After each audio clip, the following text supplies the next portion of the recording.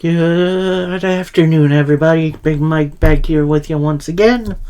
Welcome back to Big Mike Talks, where today I'm going to finally go over the week that was in pro wrestling. But before we dive into that, I just want to honor two men who made me fall in love with wrestling all over again. Because on Wednesday, we lost a hardcore legend in Terry Funk. But most of you know who he was from his work as Chainsaw Charlie in the WWF during the Attitude Era. May he rest in peace. And, man, this is a tough one, too. Rest in peace to one of the greatest, most creative minds in maybe wrestling, period. Bray Wyatt. Wyndham Rotunda. Man, so many great moments. The Firefly Funhouse match versus Cena. His feud with Randy Orton, although it ended stupidly. And the start with the Wyatt family. It's all rushing back, and I'm a wreck. I'm gonna try to get through it without crying, so here we go. We're going to start off by covering Monday Night Raw, which on Monday took place in Quebec City in Canada. So first man out, Quebec, so Canada's own Sami Zayn, of course getting a huge pop. Start saying some things in French, which, I'm sorry, I don't speak French, so I did not understand a word he was saying. And out comes the Judgment Day, because of course it is. They surround the ring. Sami Zayn tells them, "Before we do this, did you really think I would come alone?" Out comes Kevin Owens, making his grand return from injury. They've brawled with Judgment Day for a little bit. And Dom Mysterio eats a stunner. Kevin Owens then gets on the mic, pretty much says, "Man, it's been far too long since I've had a match on Raw. Let's remedy that tonight. Myself, Sami Zayn, versus one of whatever members of the Judgment Day." So that's going to be our main event later. I'll talk about that later. But we kick off our first match with The New Day. That's Xavier Woods and Kofi Kingston. Welcome back, Kofi. As they take on the Franken team of Drew McIntyre and Matt Riddle. And I'm going to say this team works weirdly. Like, I know there's so many tag teams they could have put up against them. Then I think this kind of works. Like, it's not quite a can they coexist story. It's can Matt Riddle win over Drew McIntyre story, which I think is a little bit better, and it's definitely starting to work. But before, during the match, Eric takes Drew off the apron. Eric of the Viking Raiders, who's not in this match. Kofi hits a Trouble in Paradise for the New Day to pick up the victory. Viking Raiders as a duo then dropped the New Day and Drew in the ring. Drew McIntyre makes the save, including a big old Claymore try, but the Viking Raiders roll out of that. So this story isn't done, so it's going to be a very interesting one. Next up, we got a JD McDonough interview with Finn Balor kind of adjusting himself from the brawl. Although, was he involved? I don't know. I think he was in the earlier brawl. Anyway, so he pretty much calls Finn Balor his like an older brother. And Finn retorted, "Yeah, you helped the Judgment Day out last week.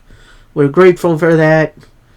And I just want to make this official." Then the rest of the Judgment Day roll in, pretty much with Rhea pretty much saying, "Look, we got a choice to make tonight. Who's going to be the pairing? Let's talk about it. JD's about to walk away with him. Rhea says, no, Judgment Day only business. Which, I'm kind of invested in Rhea as kind of the leader of Judgment Day. And I know they say, oh, we don't have a leader. We're a cohesive group. Rhea being the leader kind of makes sense to me. And then, of course, we'll see what happens with this eventual split. Because, they're going to split up the Judgment Day. So I either, Priest is leaving or Finn Balor and JD McDonough are going to be a tag team. Either way, I think that could be cool.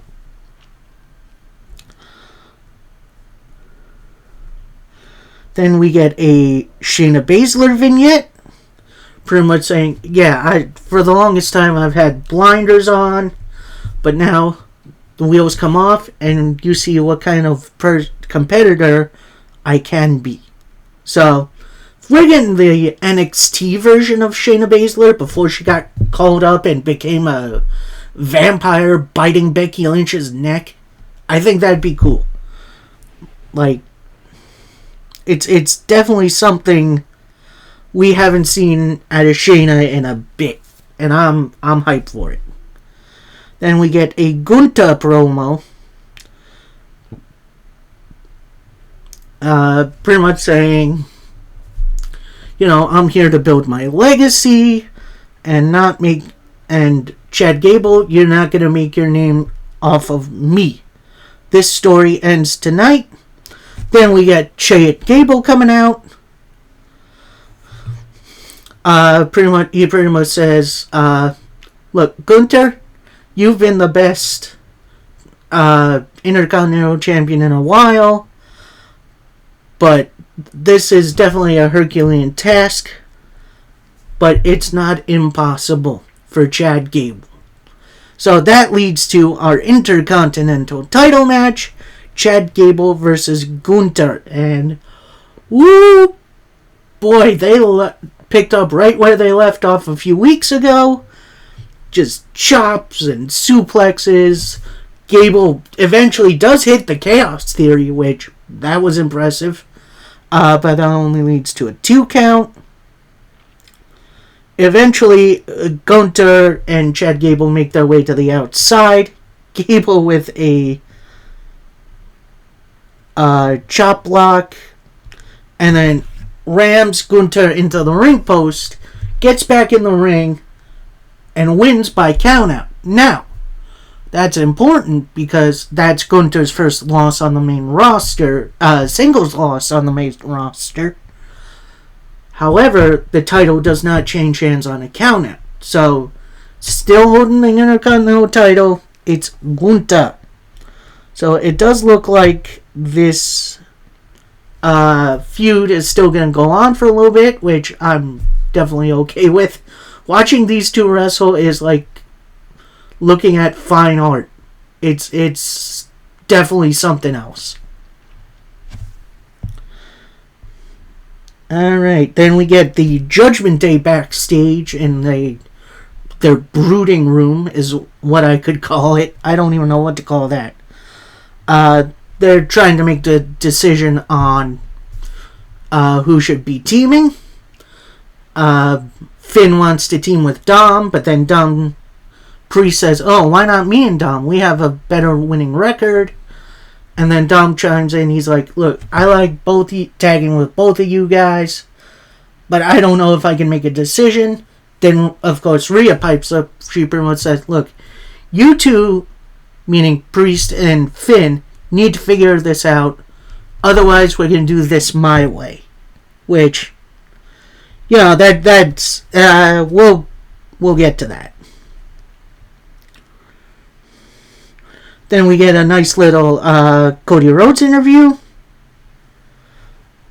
Pretty much asking what's wrong with JD McDonough. He doesn't really have a place in the Judgment Day, but he's also kind of not on his own. And then he takes the interviewer and they go into the arena. Which is, honestly, I don't think I've seen that before. Then he hypes up the crowd a little bit. He pretty much tells the crowd to let Judgment Day hear him because Kevin Owens and Sami Zayn won't be in there alone. I'll be watching closely to see the rise and fall of the Judgment Day, which, honestly, Cody Rhodes has such a great promo. It's crazy.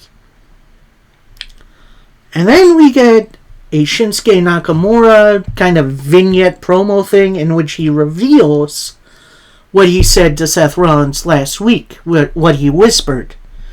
And he pretty much says, yeah, I know about your weakness. I know your back is injured. You have a couple of vertebrae hurt. And I'm not satisfied until I break you. Which, where's this Shinsuke Nakamura been? Like, holy heck. It's about dang time we get a serious, butt-kicking Shinsuke Nakamura. And he did that promo in Japanese with subtitles. Why haven't we been doing this with Nakamura the whole time? This is great. This is how myself and honestly others have wanted him to be presented for years. Good on you, WWE. We then get a kind of short but kind of match between Rhea Ripley and Candice LeRae. Candice does get some offense in, but ultimately it's Rhea Ripley's show. Smashes her into the barricade and gets her in a standing cloverleaf, in which she gets her in the cloverleaf submission, which is like, I don't know, it's kind of like, I don't know, I'm not a wrestler, but instead of on the ground, it's standing straight up, that's impressive. So she wins that match, and then out comes Raquel Rodriguez. She initially is on the crutch, walking to the ring, whatever. Then she drops it. No, she picks it up, throws it at Dom, and starts wailing on Rhea. Which, if that wasn't evidence that she's cleared, she then gets on the microphone saying, Rhea, I'm officially cleared to compete, and at Payback, I want your world title. So, we're finally going to get the Rhea Ripley Raquel Rodriguez matchup for the title. Could be interesting. I was a little taken aback that Candice LeRae had to be sacrificed, because honestly, she could be just as good as Rhea Ripley. Like, I'm not even joking. Like, seeing a program between them would be a lot of fun. Anyway, we then get a backstage Tommaso Ciampa promo, pretty much saying, I tried to earn title opportunities every which way, and I've fallen short each time. But now, I'm coming back to take a breath, and I'm here to take over again. Knocks over the Cherry Sing on and walks off. Which, again, another serious character change. I do hope whatever's going on with Johnny Gargano hurries up, because I want to see DIY on my TV screen again. They were a heck of a good tag team.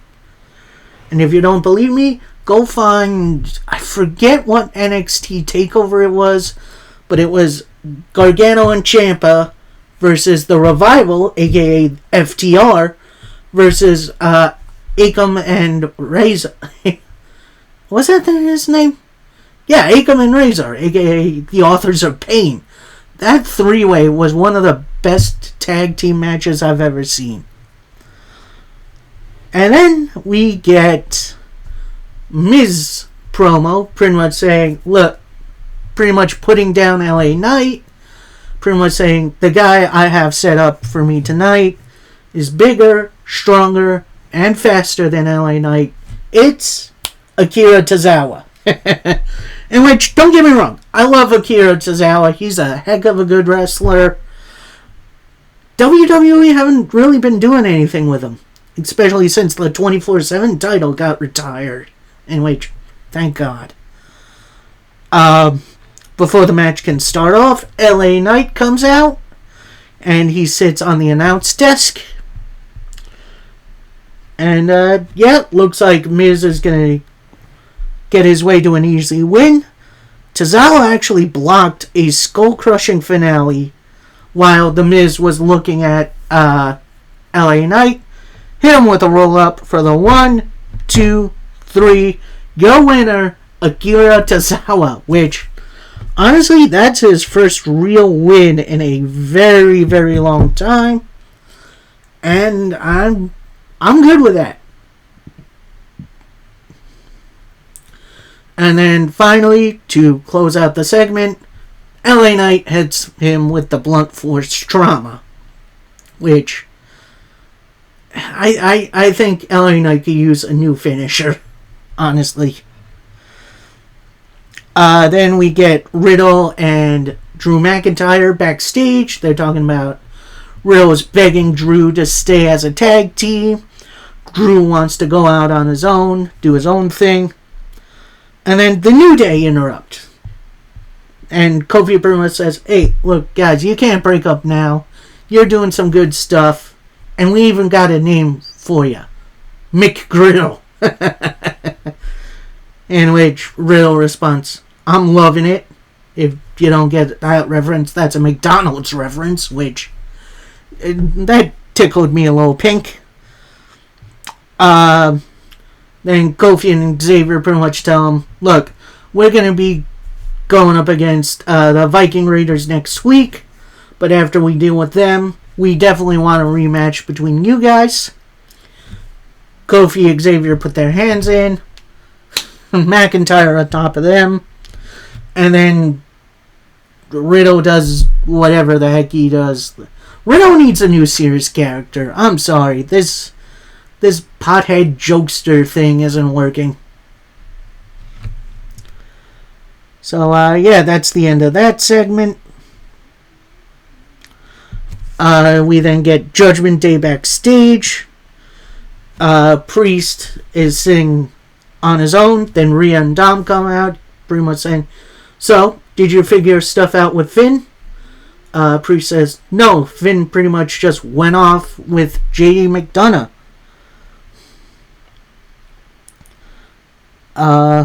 What else can I do? And then Rhea responds, well, you've had your chance to do it your way. Now we do it my way. And she walks off. And don't worry, we'll get to that in a little bit. Next up, we got a Becky Lynch promo.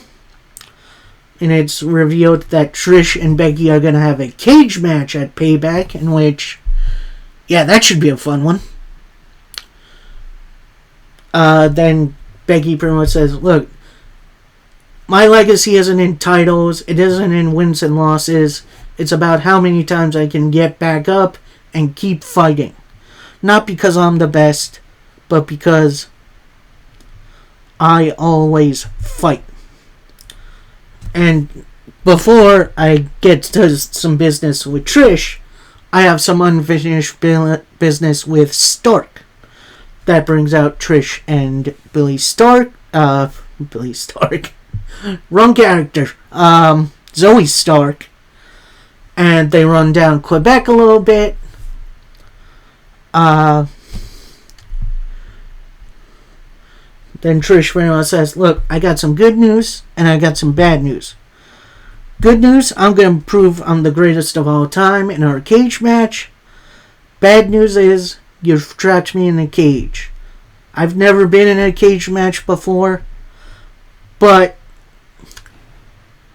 as I've done throughout my career, I've stepped up and I've crushed it. Am I scared? Sure. I was scared my entire career. And you talk about survival? Well, at Payback, you're not going to survive this. Then Becky Lynch retorts, well, that may be good and all, but next week, Zoe, it's going to be you and me, false count anywhere. Which, that should be a fun one.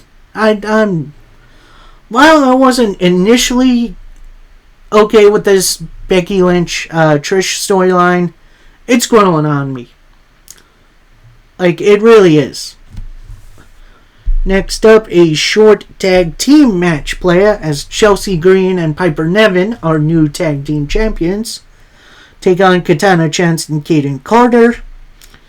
And while Chance and Carter did take advantage of Chelsea Green early, Piper Niven tags in, hits a big old crossbody for the easy victory.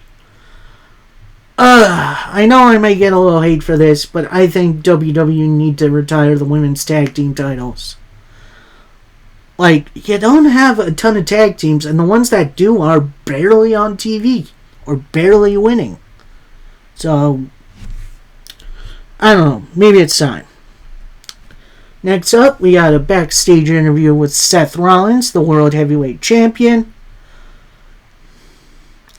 Pretty much starts off, look, listen, you hear that?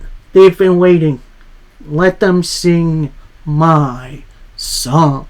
So the crowd starts singing his theme song for a little bit, then they stop. Pretty much says, Nakamura caught me off guard with this. Truth is, I have 2 spinal fractures, which, yeah, I'm surprised he's still going. He doesn't know the end game. I'm running out of time. But that's just part of the gig. Nakamura, you can target injuries, you can take cheap shots, play mind games. But now that you've brought my family into this, now it's personal. Next week, prepare to face me man to man.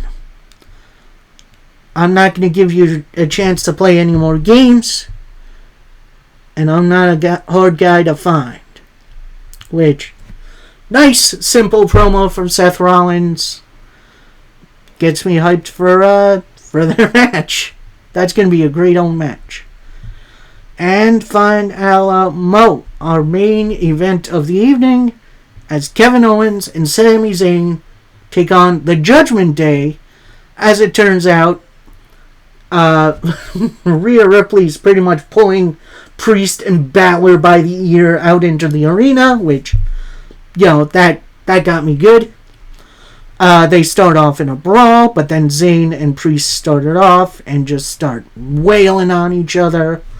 Owens eventually gets in, tries to hit a stunner, but misses.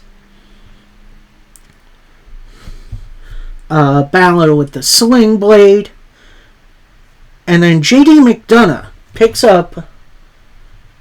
comes to ringside, picks up the Money in the Bank briefcase, slides it to Balor, and Balor hits Kevin Owens with the case.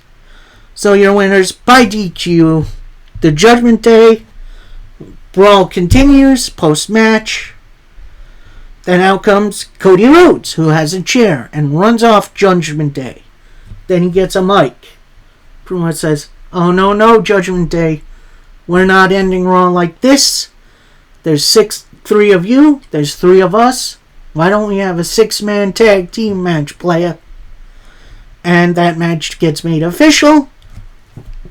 So we got the full force of the Judgment Day. That's Damian Priest, Dom Mysterio, and Finn Balor taking on Cody Rhodes, Sami Zayn, and Kevin Owens. And while it was a good, solid main event match, I can't help to think that we've definitely seen this on Raw before.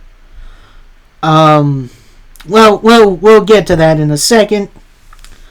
Match pretty much comes to a close after a crossroads, in which Finn stumbles into the corner, gets in Sami Zayn, hits a Luva kick, and then Owens finishes off with a stunner for the victory for the baby faces.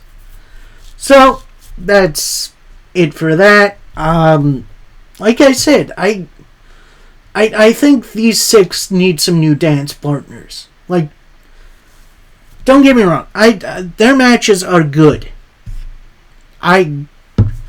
But I feel like we've seen nothing but these guys in the combination of these guys in the main event on Raw.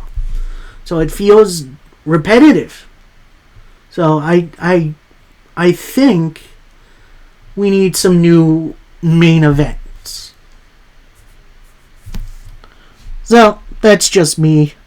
That's Monday Night Raw. We then move over to NWA Power, which was a pretty solid go-home show, as we got NWA 75 this weekend.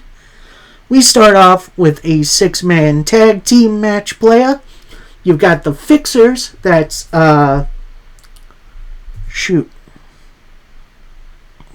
It's Matty Ice, Wrecking Ball Legursky, and Jay Bradley taking on the Spectacular, that's Rush and Rolando Freeman, and Brady Pierce. And honestly, this match was really good. Like, everyone got their stuff in. It was very well paced. But your winner, after a big old powerbomb elbow drop combination, your winners, the Fixers. Which, very fun opening contest. We then go to straight up tag team action, 2-on-2, as the Outrunners, making their NWA return, take on the team of Eric Jackson and Fodder. And honestly, yeah, another very well-paced matchup. Some nice little back and forth. And your winners, after a combination neck breaker, the Outrunners. So Outrunners getting some more victories in the NWA. Fingers crossed we could see them in the tag title picture sometime soon. We then get Daisy Kill. He issues an open challenge to anyone on the roster. Jeremiah Plunkett comes out. Daisy Kill pretty much says, yeah, I'm not talking about you. I'm talking about a Chicago native, someone who's very talented, Robert Anthony. And then that leads to an impromptu triple threat match, which definitely interesting, as you got Daisy Kill, Robert Anthony, and Jeremiah Plunkett in a interesting matchup. Like, it's, I wouldn't say it's bad, but it was weird. Like, something was off about this. But honestly, Robert Anthony worked really well with Plunkett. Daisy Kill felt like the odd man out.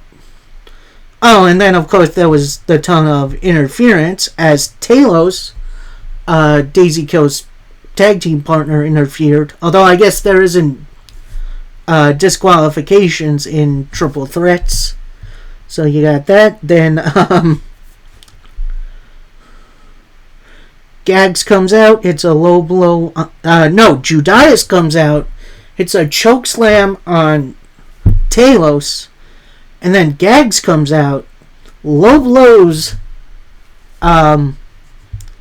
Judas, and hits a sliced bread. Which, that was impressive. Then all the extras roll out of the ring, brawl to the back. Then after a clothesline, a kick, and a super kick, your winner, Daisy Kill. And now we got our usual DLSD, Danny Dios segment, and we get a Pollo Del Mar interview, pretty much saying, look, with Thrillbilly Silas Mason abandoning me, you're going to see a new woman at NWA 75, which, not 100% sure what that means. Either she's training to become a wrestler, or maybe she has other talents under her managerial skills. Either way, I'm interested to see what's going on. We then get a Natalia Markova interview, pretty much saying to Camille, the world has changed. I'm going to take the title for her, and I'm going to exploit that one weakness you have, which going to be interesting to see what the weakness is. Next up, we got women's action, as we got Samantha Starr taking on Ruthie J in a very, powerhouse versus plucky underdog kind of match, kind of like Batista and Rey Mysterio from back in the day. I will say, Samantha Starr is getting a lot better in the ring when she first started. Not to say she was bad. She definitely needed work, and she's definitely getting it. And then after a big old tornado DDT, your winner, Samantha Starr. We then go back to backstage as Camille and Kenzie Page are backstage for an interview. And Kenzie says to Camille, I'm going to wish you good luck for your match against Markova. But look out, because if you retain, I'm taking the title next. Then Camille retorts, yeah, I don't need luck. And obviously you don't recognize how great you can be. You need to grow up and get away from those schoolgirls you call friends. Then get in the ring with me. And then she asks, what has Markova done to deserve another title shot? And at NWA 75, it's going to be the same outcome. Still champion.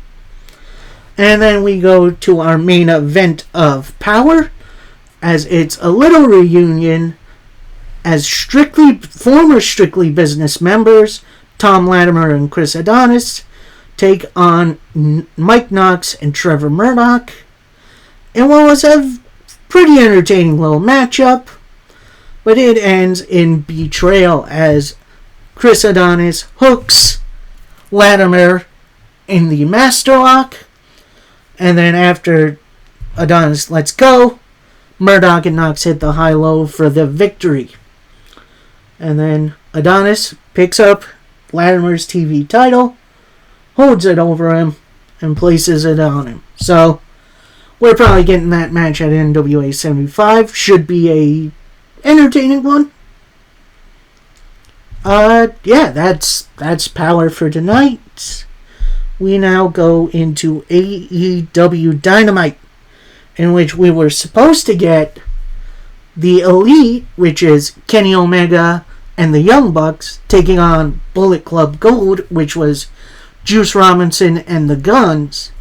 But that never started because it was a big old brawl, including Jay White getting involved. Tons of V-triggers, tons of big old strikes. Eventually, Konosuke Takeshita hits a big old clothesline on Omega. And then as the brawl is continuing, out comes FTR and helps the Elite out. Omega hits the V-trigger on Takeshita, goes for the one-winged angel, but Takeshita gets out and bails out of the ring. So, I'm a little sad that match didn't get to go on, but I do understand we get a big pay-per-view this weekend, and they need to save themselves a little bit. We then get an interview with AEW World Champion MJF. He puts over the people of London and says, hey, if you guys cheer for me real loud in the main event, I'm going to buy you all a pint. In which Renee Paquette asks, really? And he says, no, I'm going to have Tony Khan pay for it. Which, that's definitely funny. Pretty much says, yeah, I'm definitely legit nervous. He lists off a couple names he would like to thank for paving the way. One of which is missing. Hint, hint, nudge, nudge. Edge. Pretty much saying, at Wembley, I'm going to be standing on the shoulders of giants, and I'm going to become one myself. Now, I'm far from perfect. However, I have been vulnerable.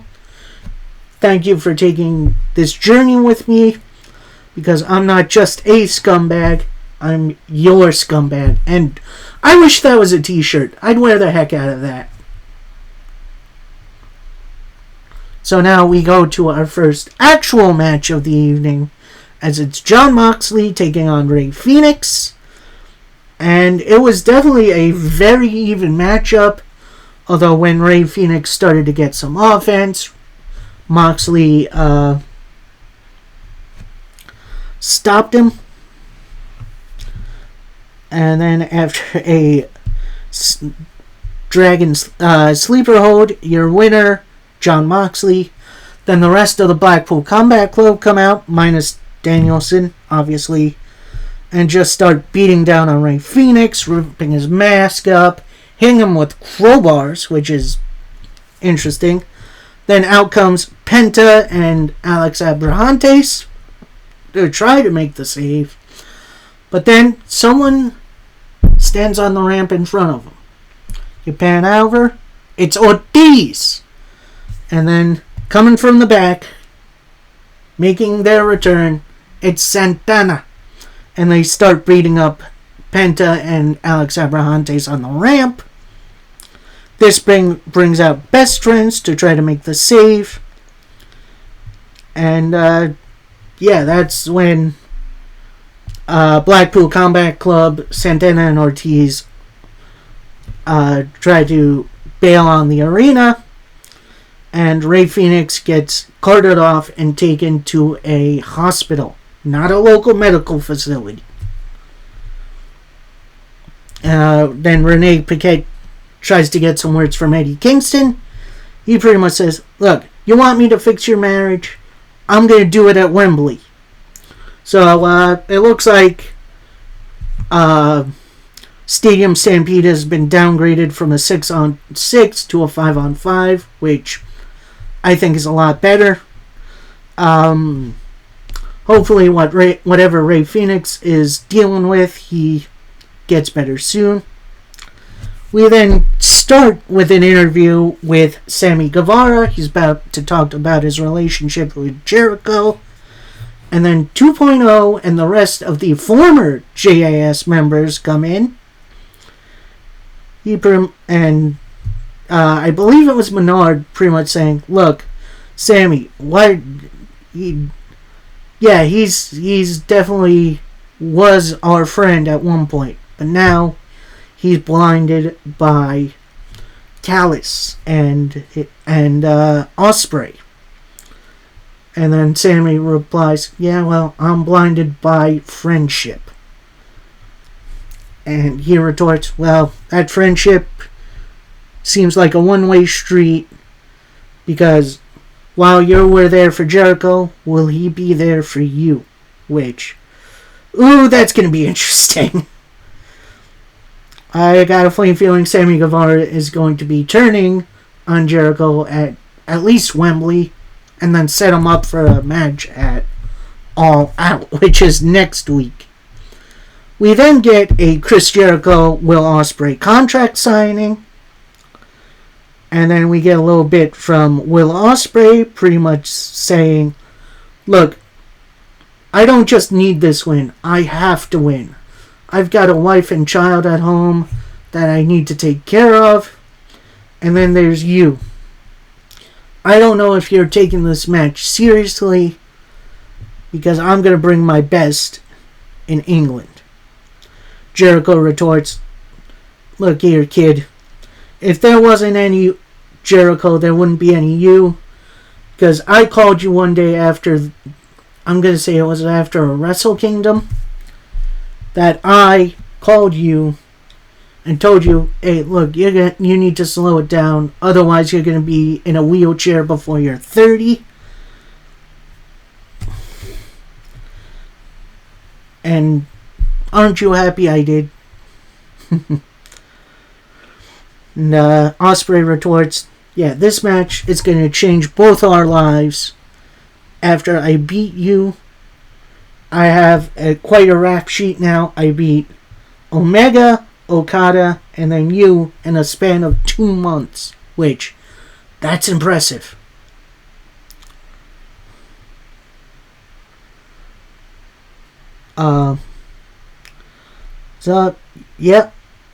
In the end, they do a brawl for a bit, but then it gets broken up by security. And yeah, it's definitely going to be interesting. We then get an Adam Cole interview backstage. Pretty much saying, yeah, it's bizarre how MJF and I have become such good friends. He has helped me find myself again and reminded me who the real Adam Cole is. I didn't want to just be a wrestler, I wanted to be the best wrestler. And the AEW World title is everything to me. And then Renee puts on a video of what seems to be Adam Cole maybe setting up to attack MJF, maybe to turn heel. And then that sets Adam Cole off. He pretty much says, no, I'm done here. I have no issues with Max, and we're going to kill it over in the UK. Adam Cole's definitely turning on Max in Wembley. Like, I don't see any other way around it. Now, next up, we got a tag team match playa as Darby Allin and Nick Wayne take on the Mogul Embassies, Swerve Strickland, and AR Fox. And, oh boy, this was a fun one. A lot of well-paced maneuvers. A lot of good double teaming from Fox and Swerve. They really gelled really well as a tag team. But then after a missed 450 by Fox, into a roll-up, your winners, Nick Wayne and Darby Allin, who then leave the ring, leaving the Mogul Embassy in the ring. Then Swerve gets a mic. He says, man, this is so disappointing. I'm so disappointed in you, AR Fox. So tonight's match was a test for you, and you failed. And now I want you out of the Mogul Embassy. AR Fox is begging and pleading for him not to do it. And then Brian Cage, with a big old clothesline from behind and a drill claw to leave him laying. It looks like the Embassy is going to beat down AR Fox more. Then Darby Allin, Nick Wayne, and Sting come out to make the save. Darby Allin and AR Fox then shake hands, in which I guess AR Fox is a babyface again, in which definitely way too soon for that. And then Darby pretty much says, look, you've now screwed yourself. You don't have a partner for Wembley. What are you going to do? Then out comes, at a drop of a hat, Christian Cage and Luchasaurus. And with Christian Cage pretty much saying, look, I've been 2 steps ahead of you, Darby. We're going to meet you in that coffin match at Wembley. And play your cards right, Nick Wayne. And I could mentor you to bring up his dead father again. In which, dude, you got to stop that.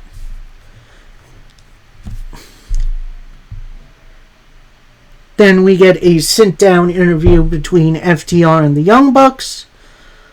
And they do a little back and forth, pretty much saying, yeah, you're the best. No, you're the best.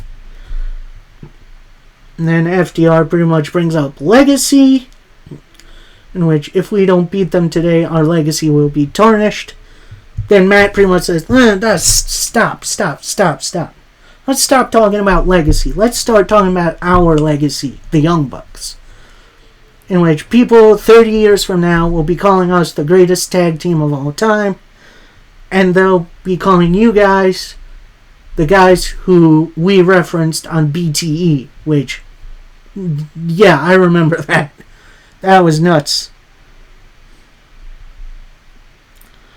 Then FTR retort, look, you guys may be the foundation for now, but we're coming to take that title from you. So, that could be a fun one. Next up, we get a singles match between Sky Blue and Ruby Soho, in which beforehand Soho proclaimed she's going after Chris Statlander in the TBS title, which, yeah, that should be fun. This match, again, it's a match we've seen 100 times before. Not that to say it wasn't good, but this repetitiveness needs to stop. And after a no future, destination unknown, your winner, Ruby Soho. So, building her up to get to Statlander, that should be a fun one. This was kind of it was okay. Then we got an interview from the Kingdom and Roderick Strong, where Roddy pretty much says, at the end of the night of All In, we're going to find out who the real MJF and Adam Cole are. Then we got the Acclaimed come to the ring. No music, no fanfare. They're out, no shirts, just their street clothes. And they call out the House of Black, in which they oblige. They surround the ring. They brawl for a little bit. Then out comes Billy Gunn to make the save. The House of Black then roll out of the ring, beg off. Billy Gunn gets on the mic. You guys wanted my attention. Well, now you got it.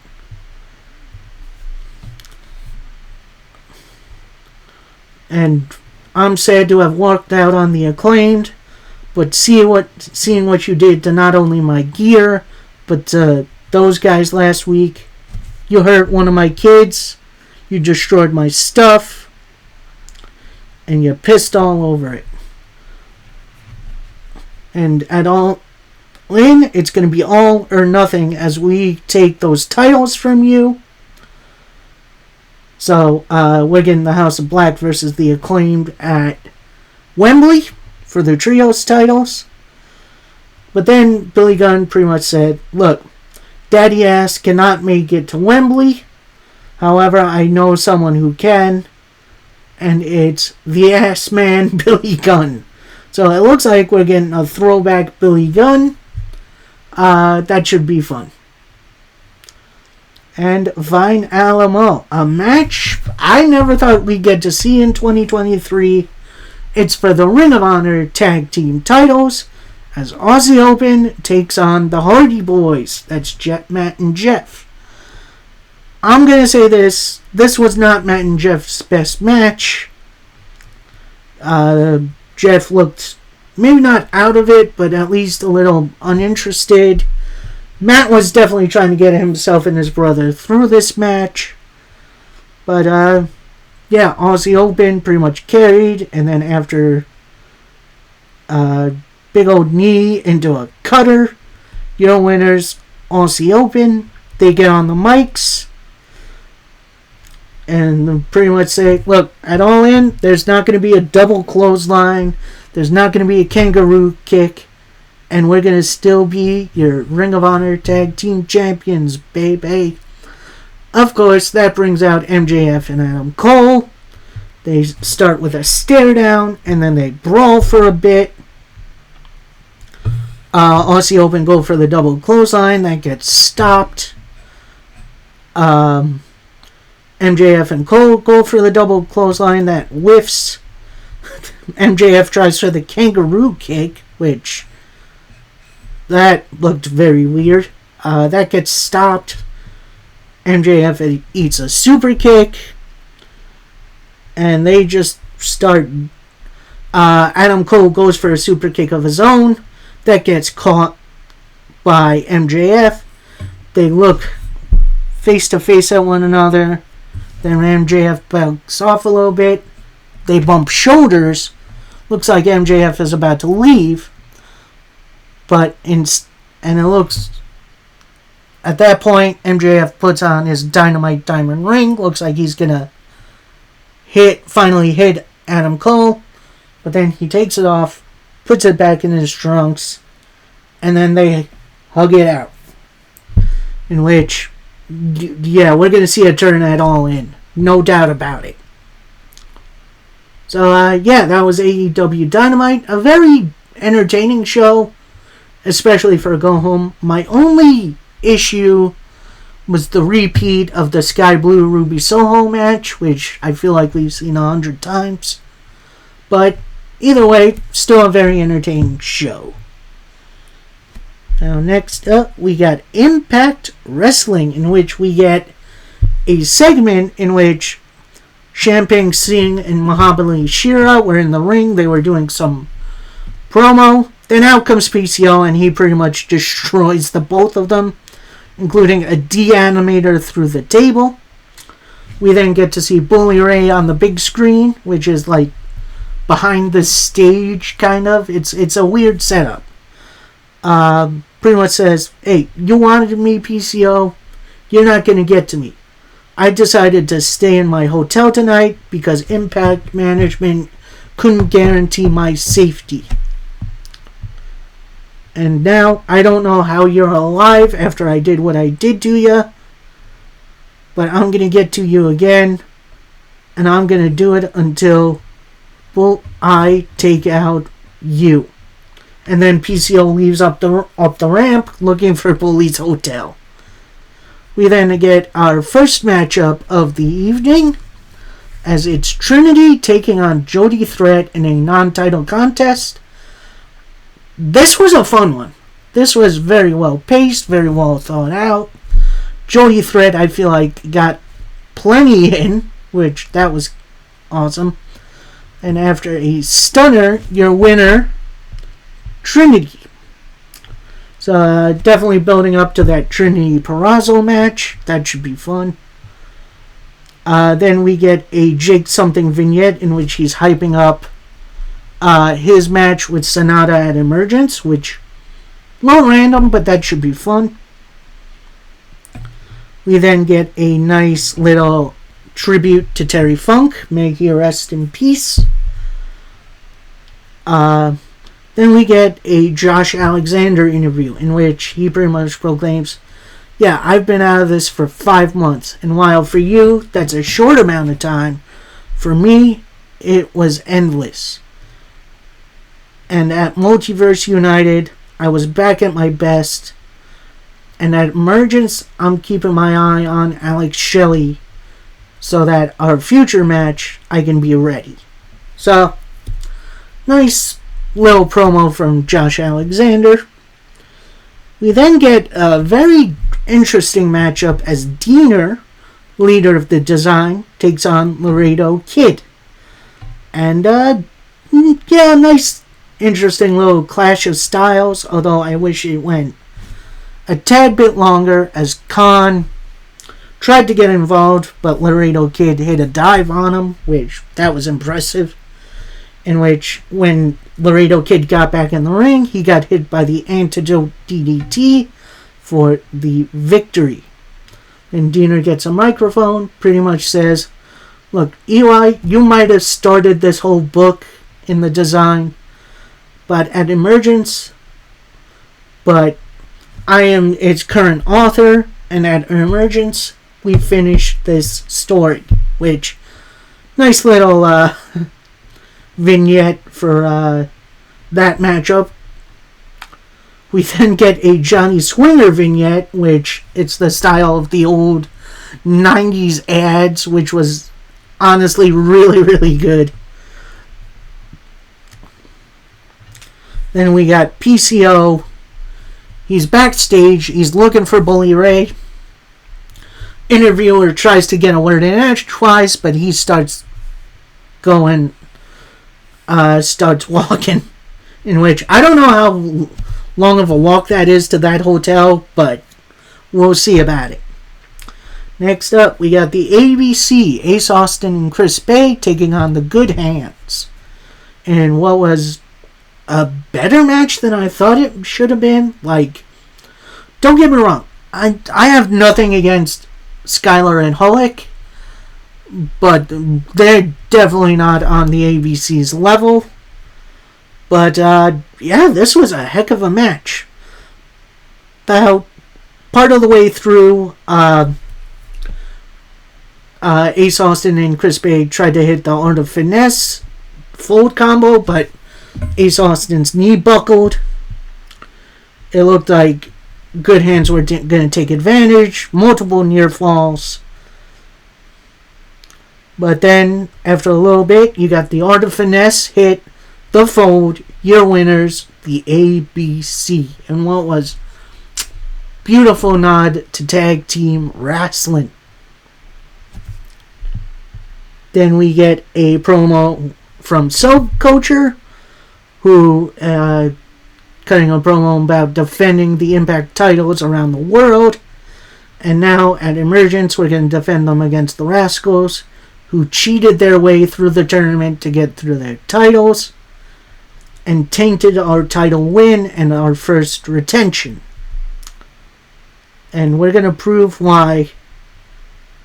And at Emergence, we're going to wipe this slate clean and prove why Subculture runs everything. Like, I'm loving this Subculture tag team. They're great. I really hope against hope they don't lose these titles. We then get a nice little training vignette from Joe Hendry and Yuya Uemura, in which apparently they're going to be in a match at Emergence, but I don't see any opponents. Then we get a nice little vignette for Trinity and Purrazzo at Emergence, which should be the main event, without a doubt. We then get the Impact in-ring debut of Samurai del Sol, who a few weeks ago was supposed to debut in a 6-man tag team match, but got taken out by Lio Rush. So now he is going one-on-one against Chris Sabin.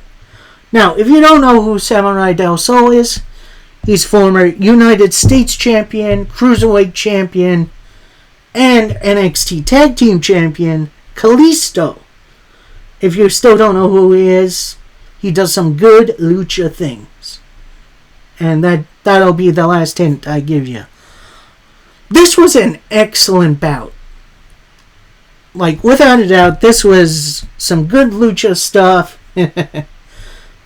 Chris Sabin doing his X Division thing. It was great. Samurai goes for the Selena del Sol and hits it, but Sabin rolls out of the ring, gets back in, and it's a knee strike, the cradle shock for the victory.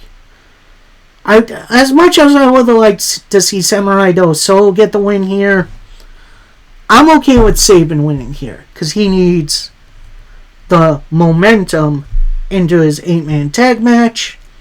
Plus, I think Samurai did really good in his debut that he maybe didn't need a win.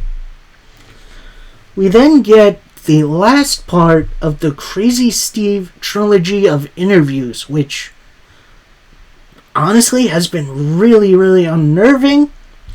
They went through his history.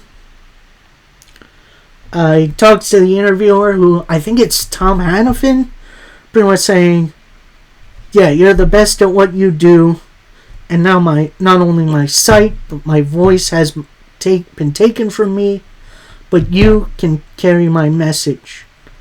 I'm tired of being abandoned, of being set on the side of the road. I've been on the receiving side of evil, but now I can become the plague. Which, Crazy Steve heel turn, I'm definitely in.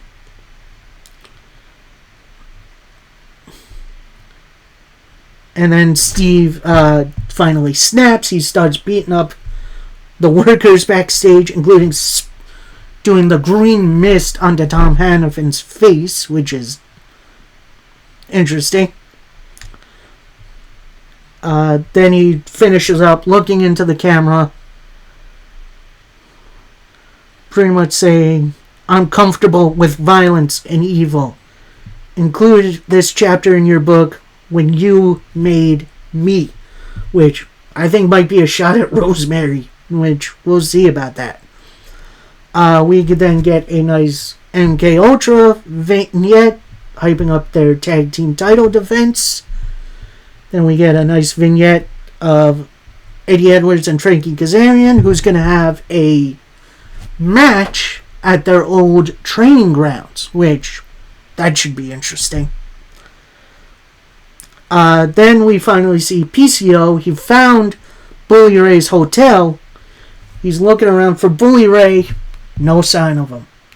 We'll get to why in a little bit. as we come to our main event of the evening, and it's for the Impact World Heavyweight title, as Alex Shelley takes on Brian Myers. And oh boy, I'm going to say this was Brian Myers' best match overall. He really stood up and hung with Alex Shelley the entire time. But then after a sliced bread, a Motor City stretch, your winner via submission, Alex Shelley. That brings out Moose and Bully Ray, who attack Shelley post-match. Bully Ray then hits Alex Shelley with his own belt, which that looked like it hurt. Then we see Josh Alexander and Kushida try to even the odds a little bit, but they get taken down by the heels. And then we see on the big screen, Lio Rush jumped Chris Sabin backstage, which, that might put his availability for Emergence in question. I kind of hope not, but we'll see. Maybe we'll see a surprise entrant or something. And now, our final show I'm going to be covering, it's MLW Fusion. And we start off with Trios Tag Team Match Playa, where the winner gets a shot at the Tag Team Champions. That's Akira and Ricky Shane Page.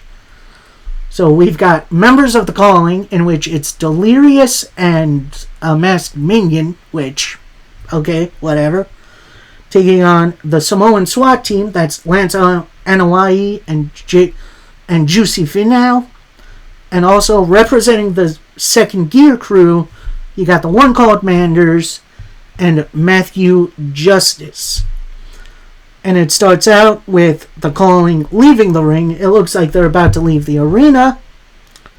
So you have the Samoan SWAT team and Second Gear crew brawling for a bit. And before one of them can get a pin, Delirious comes back, breaks it up, and yeah, the Calling are back in the match. It's really nice, well put together tag team match, in which the Second Gear crew looks like it's going for a Doomsday device. That gets blocked. Delirious hits a panic attack. Manders with the Hawkeye Stampede. Matthew Justice with the big old splash. And your winners, the Second Gear crew. You then get a little vignette from debuting superstar Nola Kitana, who we'll talk about in a little bit. And then we get MLW's big announcement, as we're going to have a working relationship between MLW and New Japan Pro Wrestling starting September 3rd at Fury Road, in which we're going to see Tony Deppen take on Kushida, which Kushida taking a nice amount of bookings. So that should be a fun one. And we get a 5-man scramble match with a couple of the newcomers to MLW. We've got Love Doug. This is his first match in MLW, so going to be interesting to see. Ken Broadway, who is not new to MLW, but it has been a little while. Nola Kitana making his MLW debut. O'Shea Edwards, who has been a part of the Bumaye Fight Club, but I think this is his first match in MLW. And of course, rounding it out, the number one contender, Willie Mack. And honestly, just the clashing of styles in this match was great to see. The high-flyingness of Kitana, the all-aroundness of Ken Broadway, the surprise of Love Doug. If you haven't seen a Love Doug match, I'd say go find it. Actually, go find this one, because he definitely shows out. Then after a flatliner from Broadway, a frog splash from Willie Mack, your winner, Willie Mack, going into his world title match against Alex Kane. Then Willie Mack, post-match, has a microphone. Yeah, this is my first win here at MLW. This is going to be the summer of Willie Mack, and nobody's going to stop it. So, kind of setting himself up for failure, but we'll see. Next up in our main event for the week, or at least this part of the week, we got Jacob Fatu taking on Akira, the openweight champion, against not only one half of the tag team champions, but also the middleweight champion. And, they start talking on each other on the mic for a bit. Now, officials then come out. They try to keep them separated, but that goes absolutely wrong. They get in the ring. They brawl for a bit. The bell rings. Samoan drop gets countered into a roll-up for a 2 count. Bunch of super kicks. Another Samoan drop. But then, after that, match gets called off. And as Jacob Fatu is leaving, Ricky Shane Page comes from behind, hits Fatu with the baseball bat covered in barbed wire, and sends him into the ring post to end the show.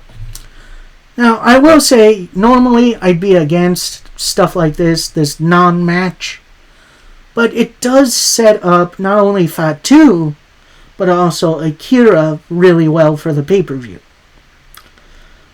Alright, that is it for me. I'm sorry for going so long. Please remember to like, comment, subscribe if you haven't. And, the next couple days are going to be interesting. I think Monday, I'm going to cover the rest of the week in wrestling. So that's like Ring of Honor, SmackDown, and Rampage. I'm not going to cover Collision because that's NWA 7591. So Monday I'm going to do a review of those 3 shows. Then I think on Tuesday I'm going to do a review for the entire weekend between NWA 75 Nights 1 and 2. And then either Wednesday or maybe Thursday, depending on how I'm feeling, I'm going to cover Emergence and then AEW All In. And then hopefully later that week I'll do predictions for... Actually, I think I'm a little okay for Payback and all of that. So, we definitely got a lot on our plate. I hope you stay tuned in. And until next time, happy wrestling, everybody. Peace.